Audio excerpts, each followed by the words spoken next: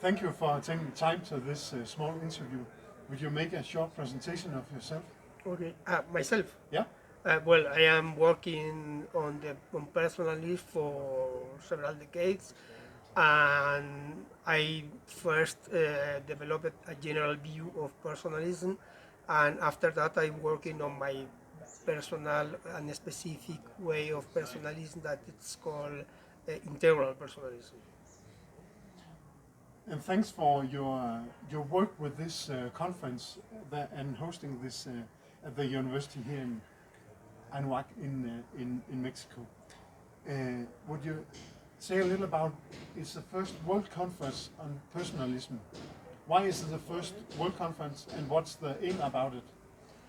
It's the first conference because personalism has a short but a bit long story, and in the previous decades, personalism wasn't strong, but now it's increasing.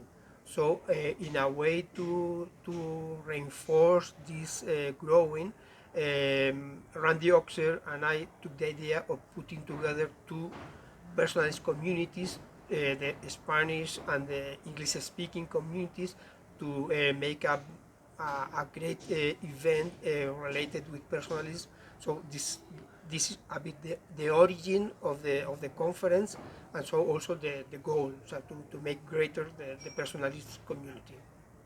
And thanks for that important work. For us in Denmark, it's a new opening to all the Spanish-speaking personalism. So it's quite interesting to attend in.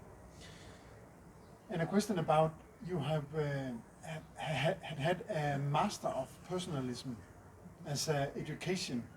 Would you elaborate? Yes, I projected a master on personalism because personalism is a complex thing. So the main ideas are simple in the way that is developing the dignity of the person with all the consequences. But the philosophical structure of personalism is not a simple thing, it's a complex thing. So if you really want to know personalism, you have to study ethics, epistemology, political philosophy, the relationship with metaphysics, and only when you have a global idea of these topics, you really know personalism. So you have to spend time, so you have to deliver 1 or 2 years or learning to really know the deepness of personalism. And that was the idea of the master, that to get people this formation. Thank you. And in your paper and your speech at the conference, you are arguing for integral personalism. Would you elaborate a little about that? The main reasons because I am doing to develop this new theory, personalist theory, is that first of all there are personalism is lacking synthesis.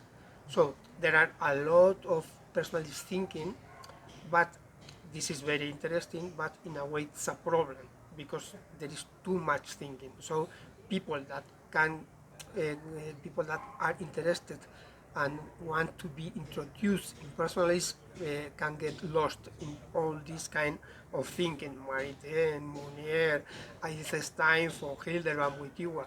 So I tried to make an internal personalism in a way so to synthesize all this thinking and presenting a complete view, but an accessible view of personalism.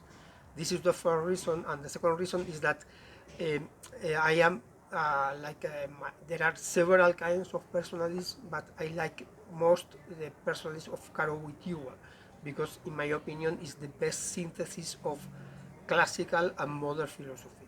So I thought that it was necessary to develop a specific branch of personalism that will follow the ideas of Wojtyła and also adding what was missing. No? But mainly these are the two reasons that I am developing a new kind of personalism.